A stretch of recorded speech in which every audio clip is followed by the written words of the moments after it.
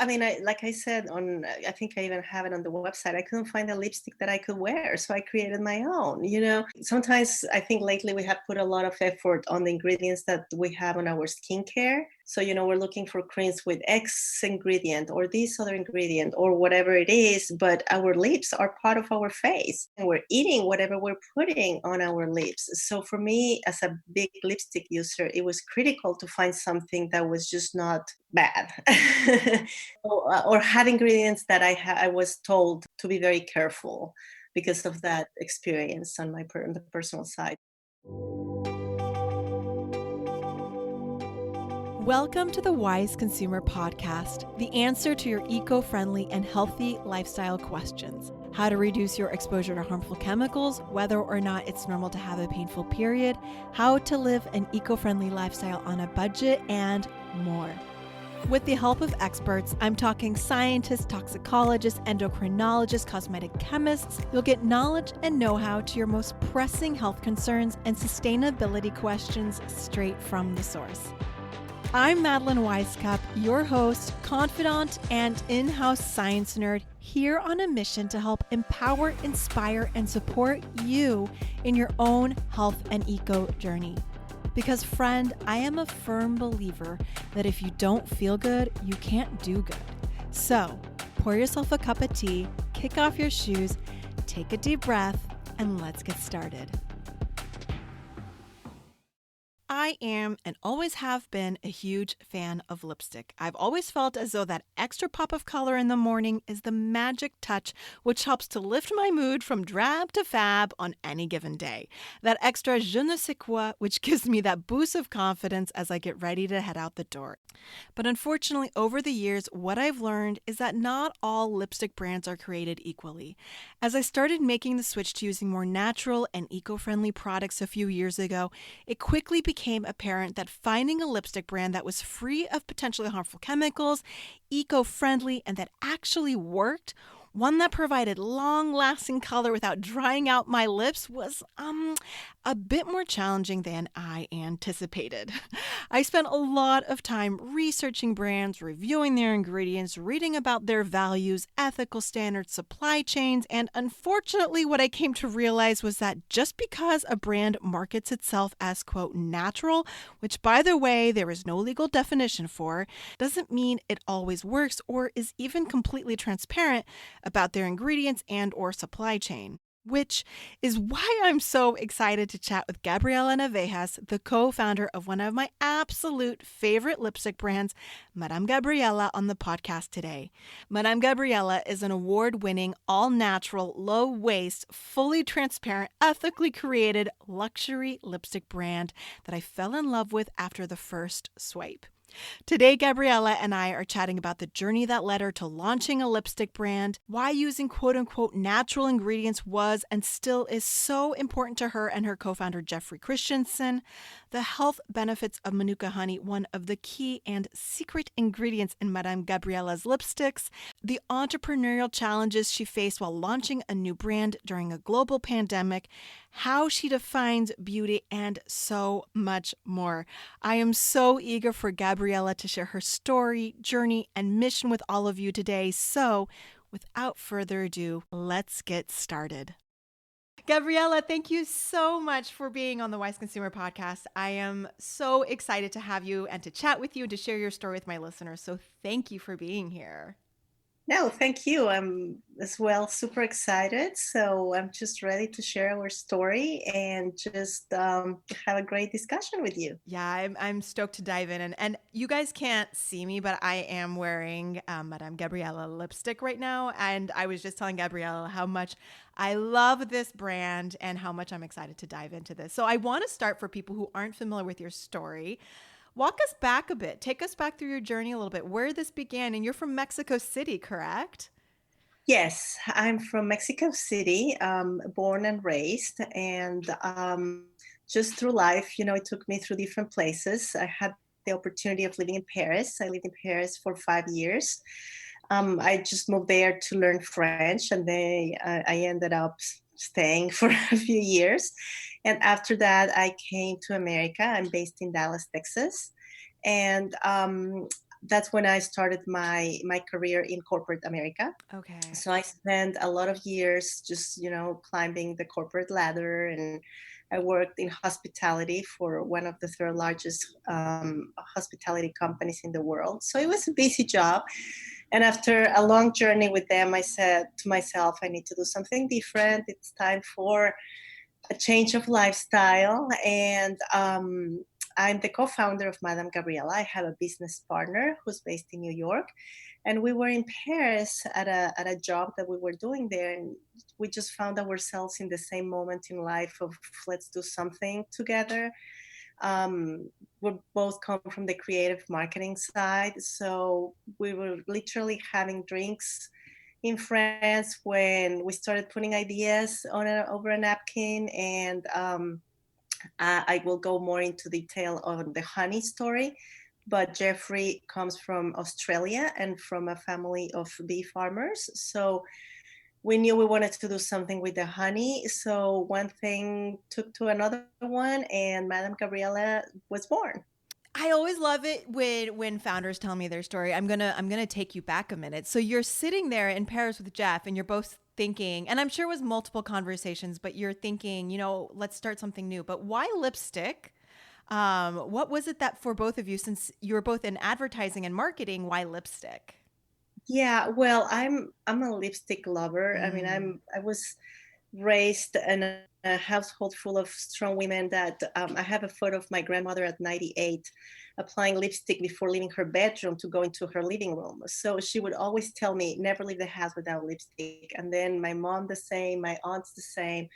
So I guess it's just a staple from my family as I grew up. And we were just chatting about that, about how a few years earlier I had changed my lifestyle to more healthy choices in food and in products and how we live, being more conscious.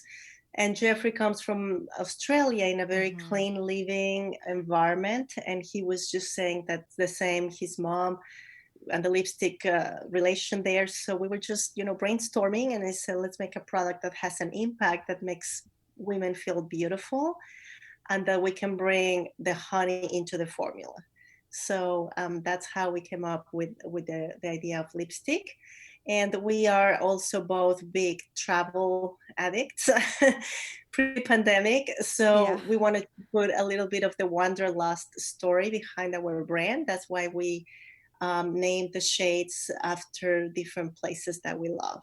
Which I love. So it's Sydney, Paris, and New York, right? Yes, we have the shades based on a place and a time that we think is just the perfect place and time for that color. I love it. And we're going to get into that. I want to keep going along your journey and talking about your product.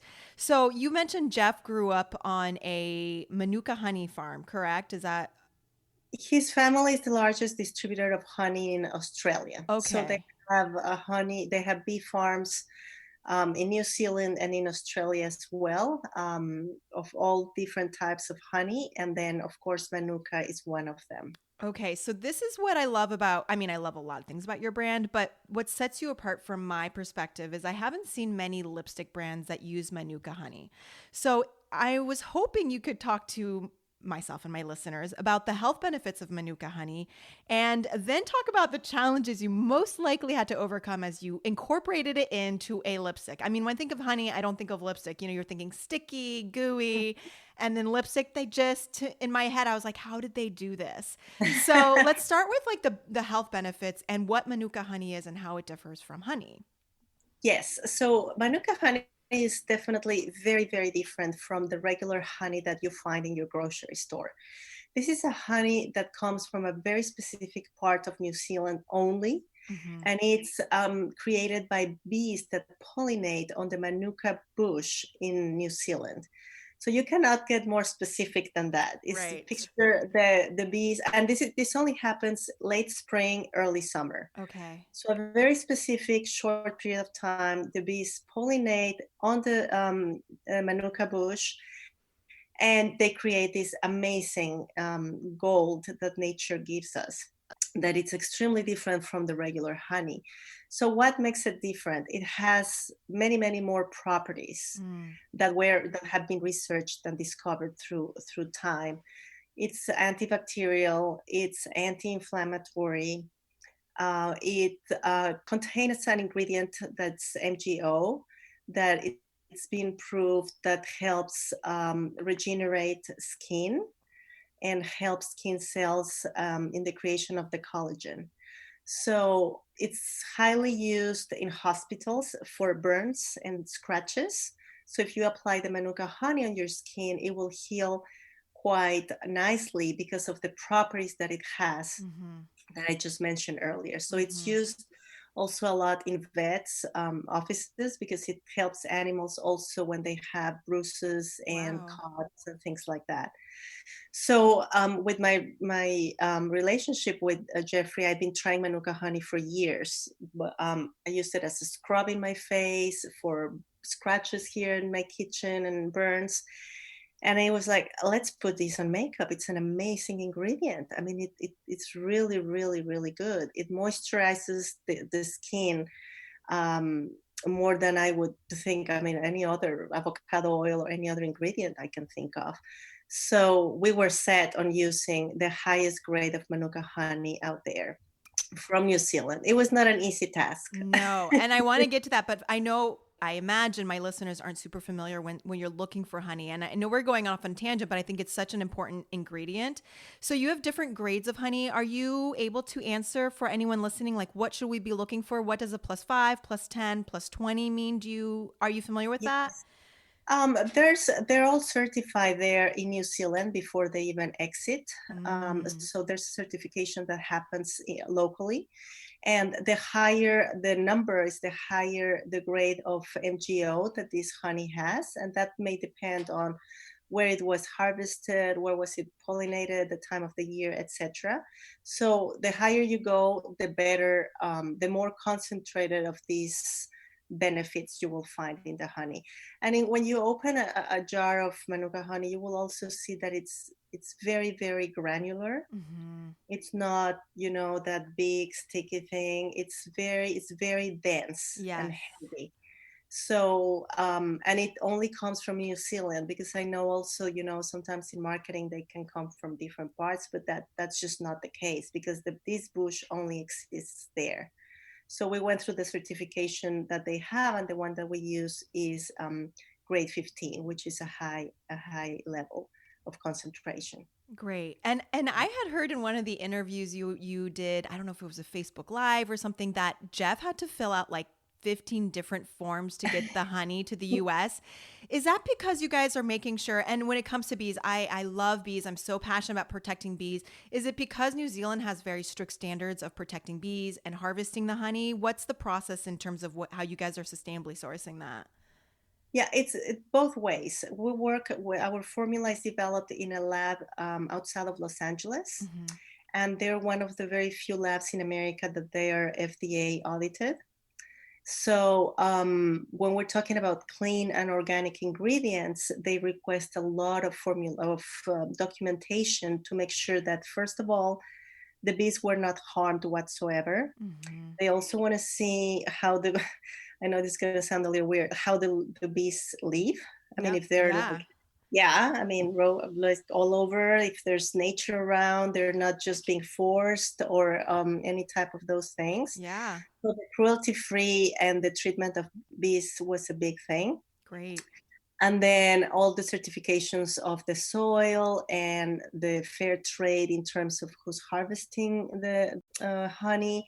So yes, Geoffrey literally himself went to, with the bees, making sure, taking photos that nothing was happening, and that this honey is the purest ingredient we could get our hands on from the bushes in New Zealand to LA. So it was a task, Yeah, yes. but I really appreciate that you guys do that. I interviewed a beekeeper, Girl Next Door Honey, and I learned so much about bees, and I highly recommend everyone check that out because they're fascinating creatures.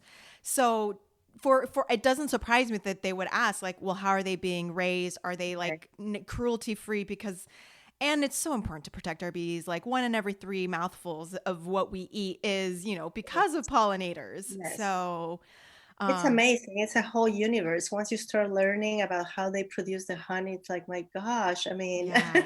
It's true. Yes, it's true. It's Especially when, like I was mentioning, it's only a very small period of time on this very specific bush in this very specific part of the world.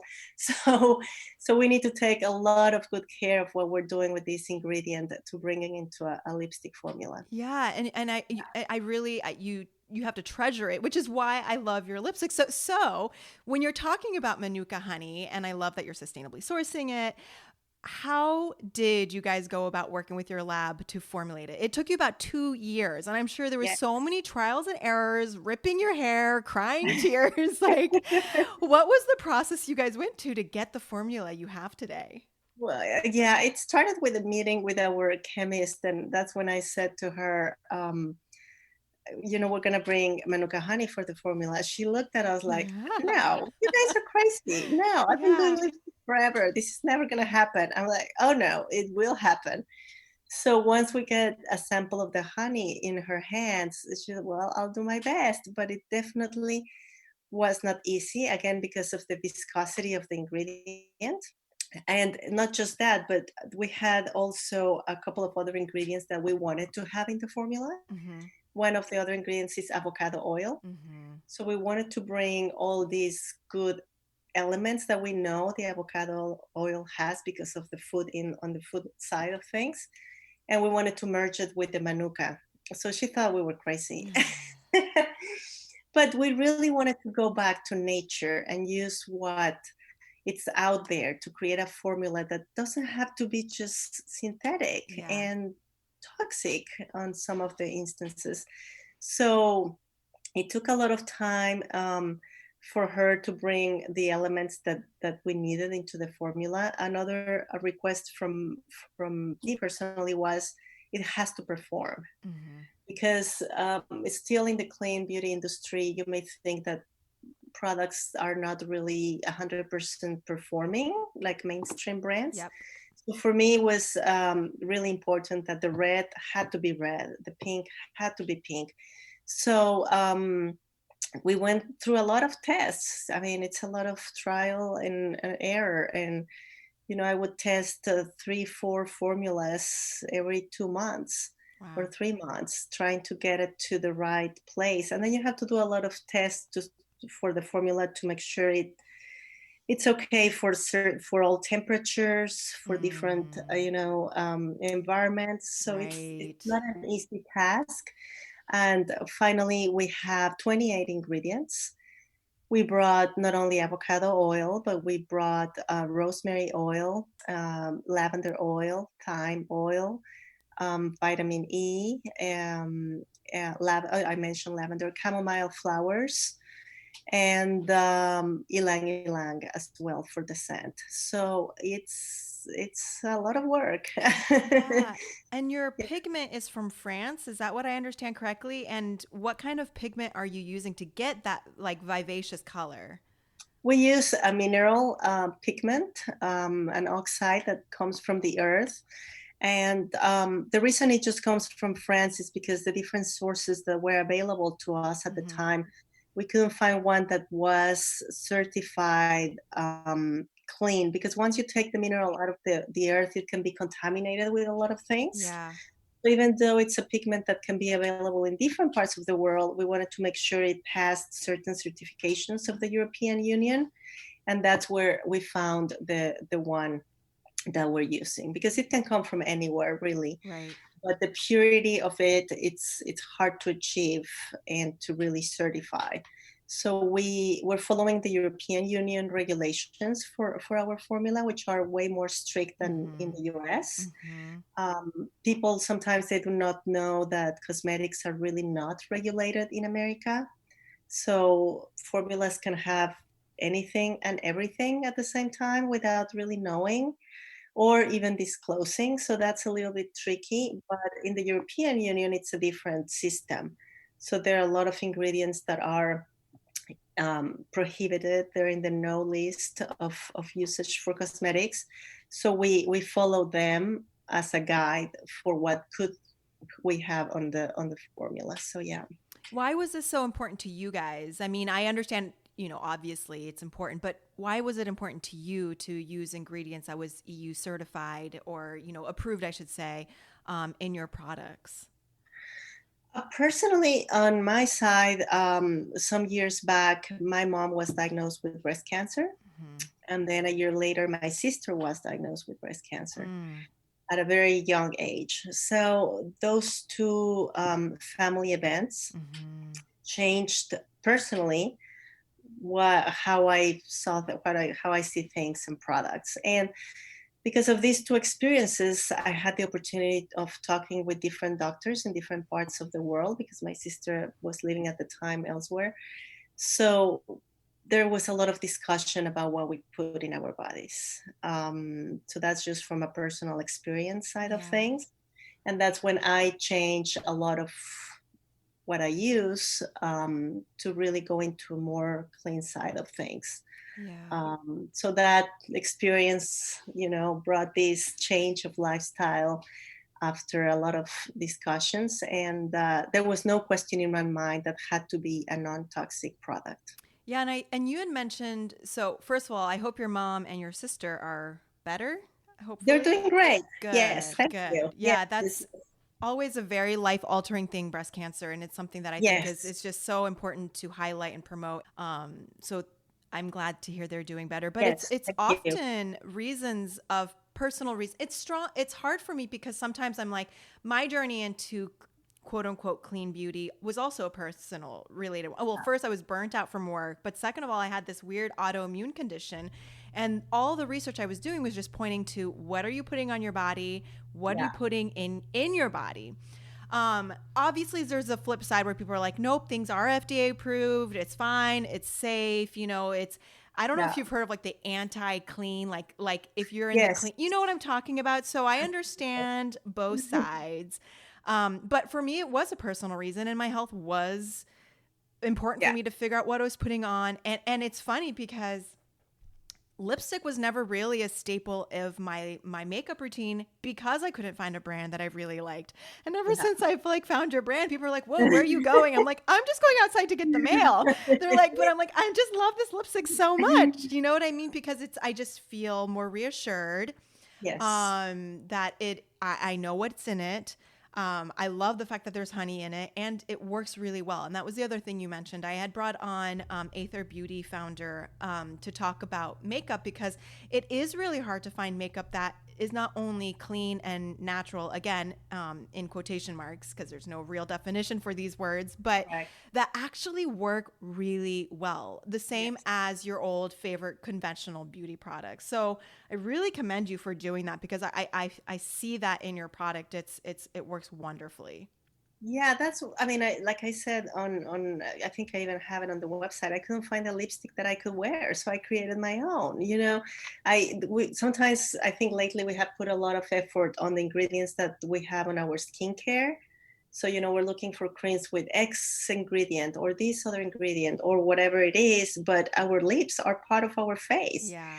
And we're eating and we're talking and we're eating whatever we're putting on our lips. So for me, as a big lipstick user, it was critical to find something that was just not bad.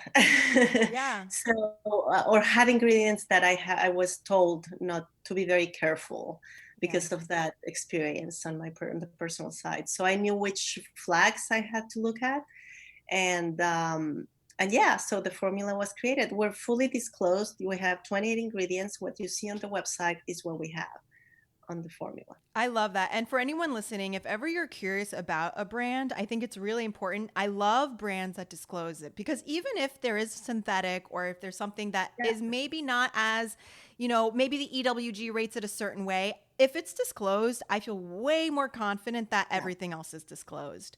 right. Absolutely. And I'm Yeah, assuming, when you go about creating a product like this, it's always harder like you said, it takes like 2 years to create a formula yes. that works with the ingredients you want, the ones that you don't want, and that is effective, right? It's hard. It's still not as I was gonna use the word cheap or Mm-hmm. as mass market as Mm-hmm. mainstream brands. There's a reason why things are produced in masses. But I think the industry is changing. I think now there are more and more companies like ours that are really going after putting a better product for Yeah. the consumer out there. Yeah. And there's a lot of research coming out of it. So hopefully in the near future, cost will go down for everybody.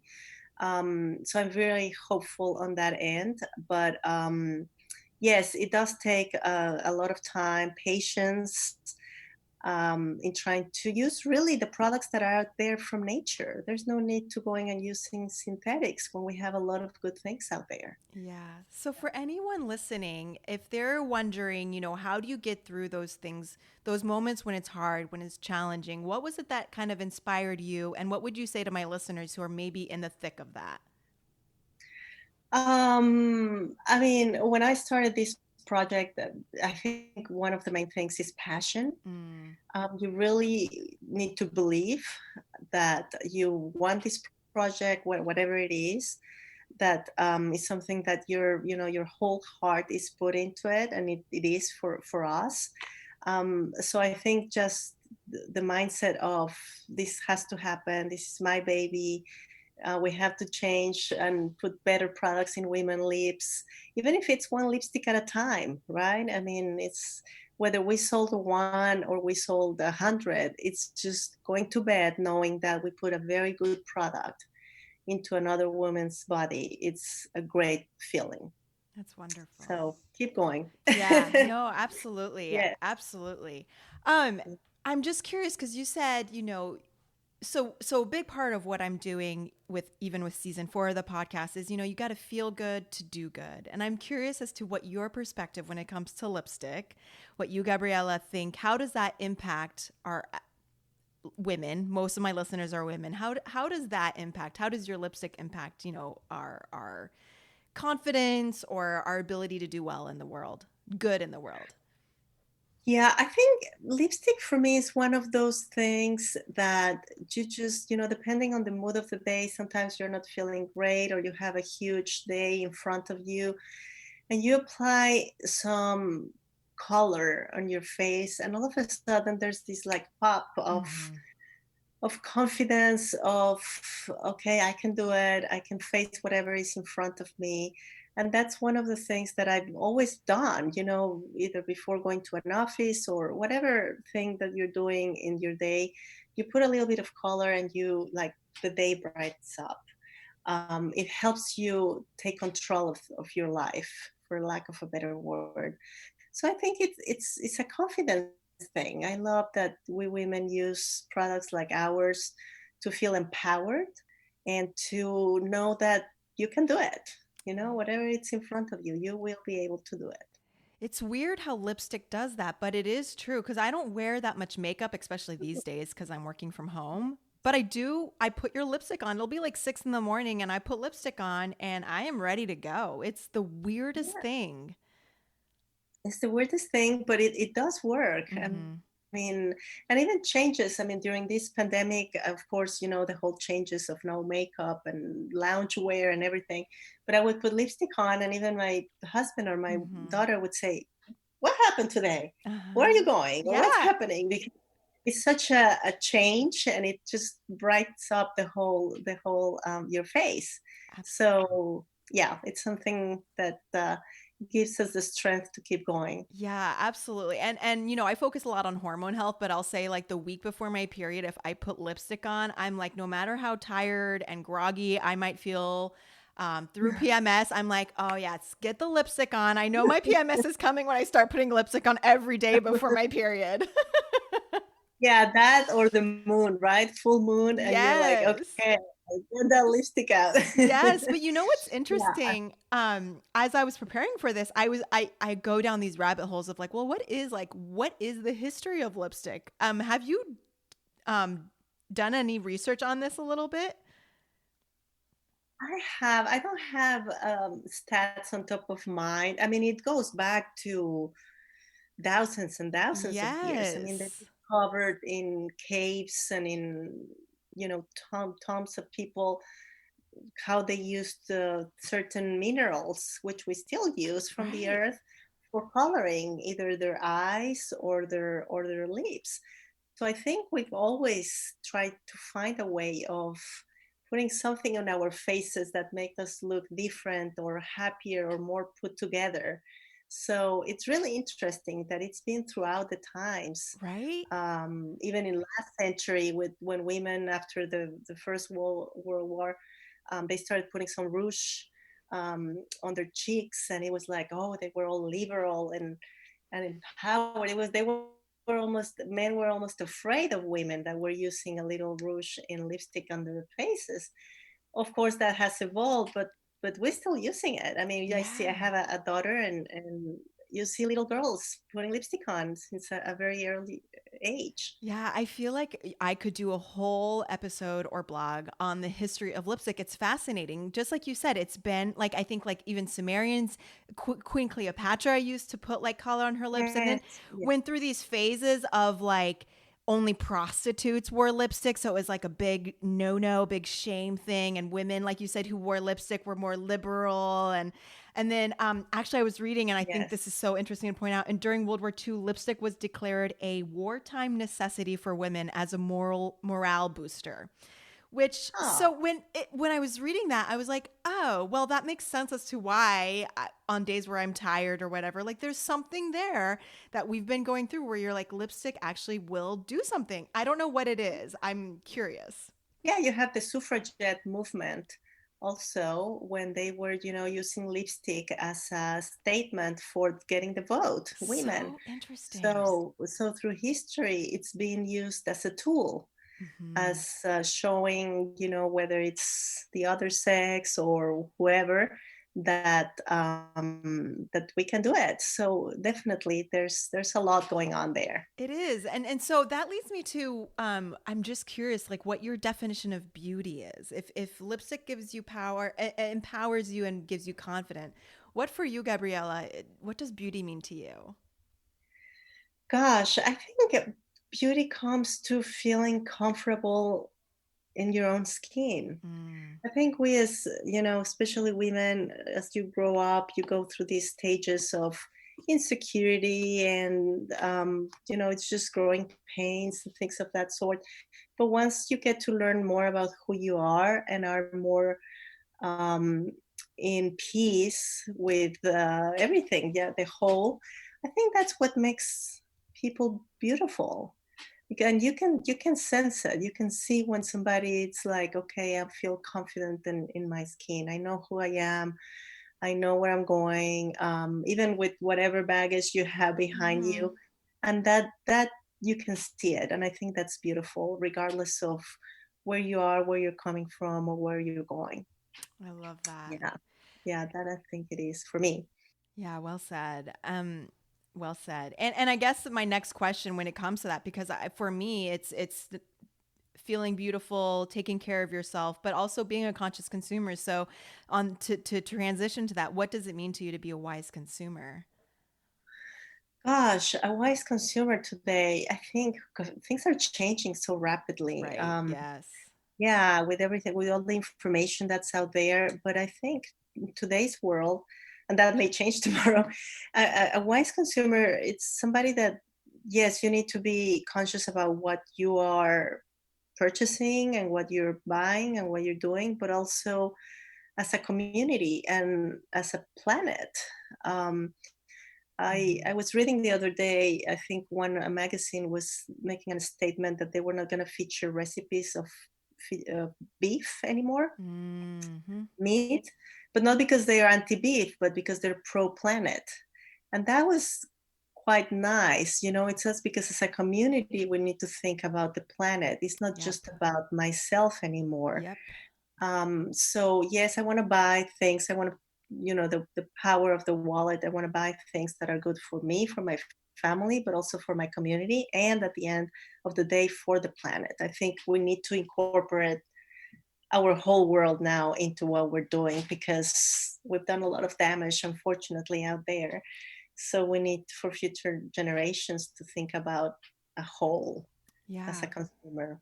Yeah, I couldn't agree with you more. That's honestly that like my whole thing for feel good, do good stems from the fact that I was talking to a lot of conscious entrepreneurs, social entrepreneurs who were doing good for the planet, but were coming back to finding that they were burning out and not taking care of themselves. And if you're not taking care of yourself, then you can't take care of yourself, but then you can't Yeah, take care of others in your community and or be the activist or, planet taker, caretaker that you wish to be. true. Because if you're burnt out Hard. and if you're tired and you're not feeling good, you can't take care of the planet. So I love your definition of that. I think it's important to take not only care of yourself, but the community and the planet. And teach. I think we also need to teach the new generations, whether if you have children or not, or whoever you are involved with in the community, to teach them to appreciate Mm, what a good product is mm, and quality versus quantity. mm-hmm. Because we really, as consumers, we do not need that much. Yep. And that's one of the things behind our brand. We have three colors right now, and we will expand strategically. But by no means we're going to be a company of 50 shades of pink. Mm-hmm. Because really, do you need 50 shades of pink? I mean, it's just selling, selling, selling, selling. Yep. And you can combine, right? You can combine different shades and be a more conscious consumer as opposed to carrying so much plastic on your bag. Yep. So just sending that message also to newer generations, I think it's important of where you put your wallet power into to make sure that it's not just putting more bad things in the planet. Yeah, and that's another thing that you guys are doing so beautifully is your packaging is, except for I think a tiny little screw, Geoffrey was saying, everything Yes, is plastic free, which is really unique for lipstick. it's very unique. We use recycled aluminum, Mm-hmm. which is easier to just put back into the recycling system. And yeah, so that's one of the things. Our boxes are all FSC certified. So for X amount of paper that we use, trees are planted. We use vegetable inks. So everything that we're putting out there for the customer needs to have some sustainability behind it. So you can recycle and you cannot just put more, packaging or bubbles or plastic of things. We don't use plastic wrapping whatsoever. So just little things that sometimes you don't think about it, but that definitely have an impact once you start, you know, um, producing in bigger quantities. So yes, and another thing is all our all our chain. It's supporting women-owned businesses. Mm. So our lab, our logistics, our Oh, ingredient sources, they're all small women-owned businesses. So once you purchase one lipstick, you're really impacting the lives of a lot of women that's behind. awesome. So that was by choice, not by Mm-hmm. coincidence. And we love the team that we have formed. And yeah, it's been a great journey. I mean, all these little parts of the puzzle that make a lot of people happy, Yeah. not just the customer, right? That's applying the lipstick. Yeah, Yeah. absolutely. So, what has been your biggest challenge in launching Madame Gabriela? Well, I think, we launched that year, so nobody would have ever expected a pandemic. Mm-hmm. And by that year, you mean 2020, the year I that will mean, go 2020. unnamed, the year we all forget. Like, what year is this? I still think it's 2020. So for a little brand like us to launch a lipstick brand Yeah. during the biggest world crisis that we have seen in the past 100 years, well, aside from the wars, it's like, gosh, kill me now. With But I masks, by the way. We all had to wear yeah, masks. So for a lipstick brand, it's even harder. Like, had you been eyeshadow, it may have been a little different, but like, it's you a couldn't lipstick brand. make that up really, but but here we are. I think it's been a year of learning, and to be honest with you, we've seen it as a good thing, as an advantage, because the world stopped Mm-hmm. and we were able to sort of level up a little bit with Mm-hmm. other brands. So it's been a good thing for us in that Yeah. sense. But it definitely was a very hard year for everybody for Mm-hmm. many reasons. Of course, the terrible situation with the deaths, Mm-hmm. That's a complete different tragedy. But aside from that, it's just a struggle for everybody. So it's been a challenge just to get out of that mindset more Yeah. than anything of we can go back to normal. I Yeah. think that's been one of the biggest challenges that we Yeah. couldn't control. Yeah. And are you talking about your business here, going back to normal in your business, or on a societal level, or in As your society, personally? Mm-hmm. I think as a society, I think it's, Mm-hmm. things, looking at things that people are more comfortable now with, whether you're vaccinated or not, with hope and um, just some light at the end of the tunnel. I think that's going to help us all as society. And by that, it will be an effect for everybody. Yeah. So, I think it's going to be really interesting. I just got my second shot 2 weeks ago, so I'm officially fully vaccinated. But it's just still bizarre to be able to see friends again and, be like, should I be concerned? And I visited family a few weeks ago, and it was almost overwhelming because I haven't been in close proximity with anyone people. really other than my husband for the past year and a half. And now, like, re-entering society is hard. Like, to me, I have a friend who went to like a restaurant with live music, and that seems so foreign to me right now. I'm like, I don't know if I can handle that yet, Well, I've been fully vaccinated and I just came back from Mexico. Oh, good for you. Because my parents have been vaccinated, and Oh, so after a year and a special. half, Yes. I was able to just go back. I went there for 5 days, and I just super happy. I'm like, okay, things are starting to look good again, just because of that same thing. I mean, of course, I was scared and all that, Yeah. the airport, but no, things I think are moving forward in the right direction, and yeah, so we'll see what's next. But we're very positive in the outlook for our brand Yeah. um, in the coming months. What's coming next? What should we be on the lookout for? Well, we just launched our distribution with the detox market. Very So cool. you can find our products there at their stores and online. And we have a surprise on a launch of a new product in 4 weeks. Woo! Perhaps Exciting. a little bit, yes. So we're going to be taking our customers to another part of the world with a new product. Oh, I'm excited. So that's in the works, and that will happen very soon. And we're just working on our distribution as well right now. So That's yes. wonderful. So I'm gonna get ready to wrap it up because I know you're extremely busy woman. But when you're balancing everything between life and work, for you, what are some simple self-care tips that work for you and that you can share with us? I would think meditation. Mm-hmm. I do, even if it's just 10 minutes myself, try to just center myself. I think I do that. A good book. That has never failed yet for me. Let me go early to bed, get my book, and just transport myself to wherever Yeah. the story is. That's great. But I think really what I enjoy the most these days with hectic schedules and everything is just some time at the end of the day with a good book and a good story. That's where I am. I love Yeah, that. disconnect from everything and everybody. Yeah.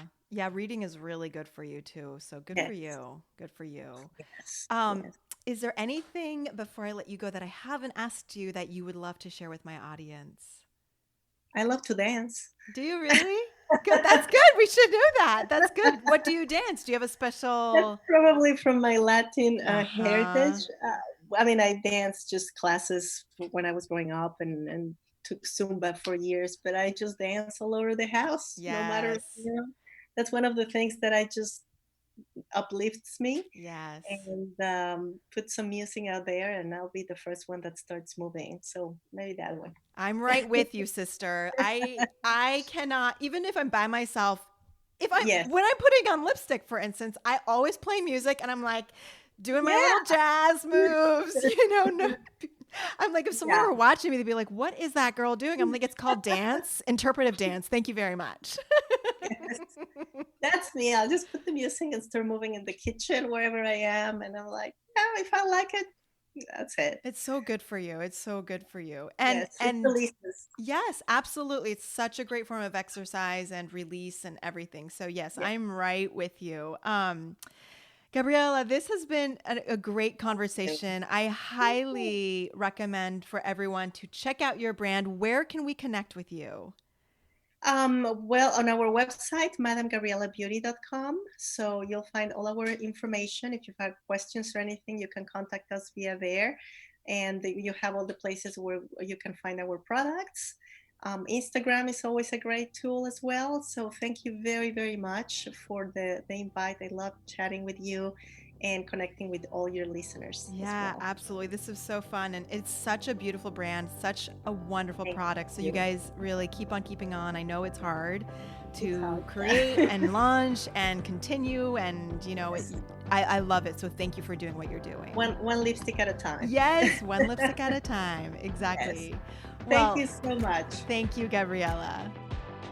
All right, friend, that about wraps it up, but this convo does not have to end here. I would love to hear from you, so please send your questions and comments my way. And if there's a topic you want to hear more about, send me a DM on Instagram at The Wise Consumer or email me at hello@thewiseconsumer.com and let's chat.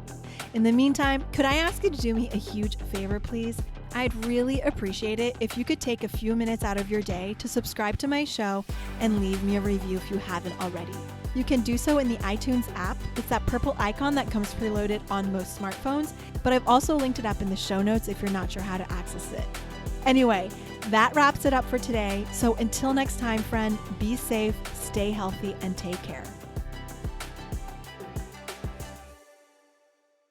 Hi, friends. As always, just ending this episode with my obligatory disclaimer. Please remember, the Wise Consumer is intended for educational purposes only. The content being shared here should not be used as a substitute for professional care by your healthcare provider. I am not a qualified medical expert, nor do I pretend to be, so please note that the content and research I share and explore on this podcast is not intended to treat or diagnose you. If you have any medical questions, concerns, or wish to make changes to your diet, please speak to your physician or any qualified healthcare professional for that matter. The Wise Consumer may not be held responsible for your health, dietary, or lifestyle decisions. I am simply here to encourage you to seek healthier, more eco-friendly, and conscious alternatives. While the Wise Consumer podcast offers information from many sources, the opinions expressed are solely those of the Wise Consumer and not those of any affiliate or other entity. Additionally, while I always do my best to source and research the most up-to-date and accurate information, I realize science is continually evolving. If you come across any scientific information that is blatantly incorrect, please kindly email me at hello@thewiseconsumer.com. And finally, this podcast and any other offerings of The Wise Consumer may contain copyrighted material, the use of which has not always been specifically authorized by the copyright owner because it is being used for educational purposes. If you wish to use copyrighted material from this podcast or any other offerings of The Wise Consumer for purposes of your own that go beyond fair use, you must obtain permission from the copyright owner.